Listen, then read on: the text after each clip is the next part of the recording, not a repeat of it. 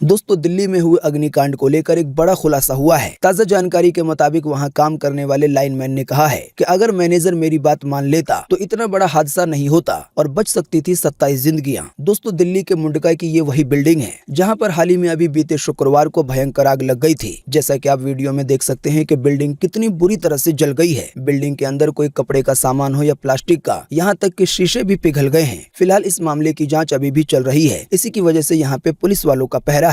Video के अंदर आप बिल्कुल साफ साफ देख सकते हैं कि 3 से 4 मंजिल बिल्डिंग पूरी तरह से जलकर खाक हो गई है। आपको दिखाने के लिए इस वीडियो को हमने स्पेशली शूट करवाया है सीधे घटना स्थल पर जाकर। दोस्तों, बाकी जैसा कि हमने आपको बताया कि इस अग्निकांड को लेकर इसी कंपनी में काम करने वाले एक पूर्व लाइनमैन की तरफ से ये दावा किया गया है कि अगर मैनेजर उनकी बात मान लेता तो बच सकती थी 27 जिंदगियां। तो आइए अब आपको इस बड़े खुलासे के बारे में बताते हैं विस्तार से। लेकिन दोस्तों, वीडियो में आगे बढ़ने से पहले आपसे एक छोटी सी रिक्वेस्ट है कि वीडियो को लाइक कर दें और शेयर कर दें, क्योंकि आपका लाइक और शेयर करना ही होता है हमारी मेहनत का फल। वैसे भी आज का ये वीडियो दूसरे वीडियो से काफी ज्यादा स्पेशल है, क्योंकि इस वीडियो के लिए हमने खुद घटना स्थल पे जाकर पूरा वीडियो बनाया है। जब आप हमारे वीडियो को ज्यादा से ज्यादा लाइक करते हैं और शेयर करते हैं तो यूट्यूब की तरफ से हमारा वीडियो और लोगों को पहुंचाया जाता है और यही हमारी मेहनत का फल होता है। तो आइए अब ज्यादा बात न करते हुए बताते हैं इस खबर के बारे में। दोस्तों, आप में से जो लोग नहीं जानते उन्हें हम सबसे पहले बता दें कि बीते शुक्रवार शाम को दिल्ली के मुंडका इलाके में एक सीसीटीवी कैमरा बनाने वाली फैक्ट्री में और गोदाम में आग लग गई। शुरुआती छानबीन के तहत बताया गया है कि यह आग शॉर्ट सर्किट की वजह से लगी थी। हालांकि इस शॉर्ट सर्किट से लगी आग ने एक भयंकर रूप ले लिया। जानकारी के मुताबिक अभी तक इस हादसे में 27 लोगों की जलकर मौत हो चुकी है। वहीं 12 लोग झुलसकर घायल हो गए हैं।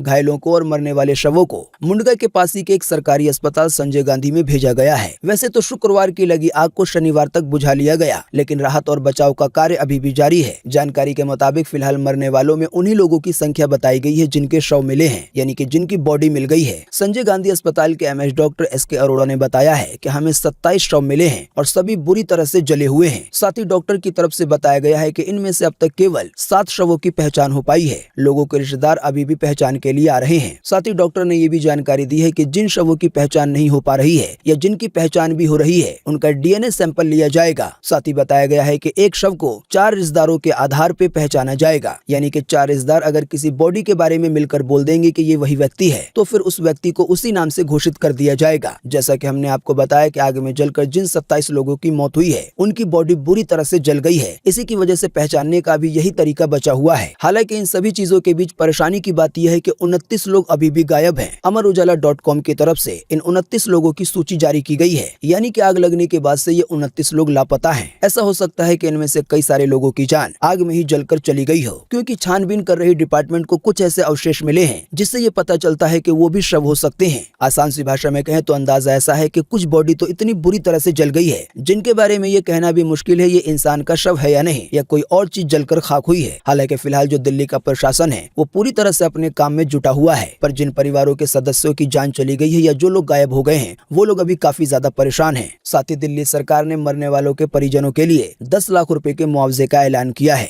वहीं केंद्र सरकार की ओर से 2 लाख रुपए के मुआवजे का ऐलान किया गया है। साथ ही एक और जानकारी यह है कि पुलिस ने मुंडका अग्निकांड मामले में कंपनी के 2 मालिकों को हरीश गोयल और वरुण गोयल को गिरफ्तार कर लिया है। जैसा कि हमने आपको बताया, जहां पे आग लगी थी वहां पे सीसीटीवी की फैक्ट्री थी और ये फैक्ट्री इतनी छोटी होने के बावजूद यहाँ पर 250 से 300 लोग काम करते थे। इतने लोगों के काम करने के बावजूद बिल्डिंग में आग बुझाने का कोई सही यंत्र नहीं था। साथ ही बिल्डिंग के अंदर एक रास्ता होने की वजह से और ज्यादा परेशानी हुई। जानकारी के मुताबिक जिस समय आग लगी उसके कुछ देर बाद दमकल केंद्र की 20 से ज्यादा गाड़ियां वहां पे पहुंच गई और फटाफट आनन फानन में कम से कम 150 लोगों को बचा लिया गया शीशे को तोड़कर। जाहिर सी बात है, राहत और बचाव का काम अगर जल्दी नहीं किया जाता तो मरने वालों की संख्या और काफी ज्यादा हो सकती थी। अब बिल्डिंग के अंदर आग बुझाने के सही इंतजाम न होने के कारण कंपनी के मालिकों को गिरफ्तार कर लिया गया है। इसी कंपनी में काम करने वाले एक पूर्व लाइनमैन की तरफ से एक बड़ा दावा किया गया है। इसकी ज्यादा जानकारी देखें इस बड़ी खबर में, जो कि अमर उजाला.com की तरफ से साझा की गई है। कंपनी में काम करने वाले पूर्व लाइनमैन ने किया दावा, कहा बच सकती थी 27 जिंदगियां अगर मैनेजर मान लेता मेरी बात। जी हां, मुंडका की इमारत में आग लगने के बाद जैसा कि हमने आपको बताया 27 जिंदगियां जलकर खाक हो गई हैं। हालांकि इस घटना को रोका जा सकता था। जानकारी के मुताबिक ऐसा दावा है इसी कंपनी में काम कर चुके लाइनमैन मुकेश का। लाइनमैन का मतलब ये कंपनी में बिजली वगैरह का काम देखते थे। लाइनमैन मुकेश की तस्वीर भी आप अपनी स्क्रीन पर देख सकते हैं। दिल्ली के रानी खेड़ा के निवासी मुकेश ने बताया कि 1 महीने पहले इस अनहोनी के संकेत मिल गए थे। उन्होंने उन्होंने बताया कि बिजली गुल होने के बाद कंपनी में जनरेटर का इस्तेमाल किया जाता था। कंपनी में 2 जनरेटर लगे हुए थे, एक बेसमेंट में था और दूसरा पहली मंजिल पर था। पहली मंजिल पर लगे जनरेटर में गड़बड़ी थी और उसमें लगे तार की क्वालिटी भी खराब थी।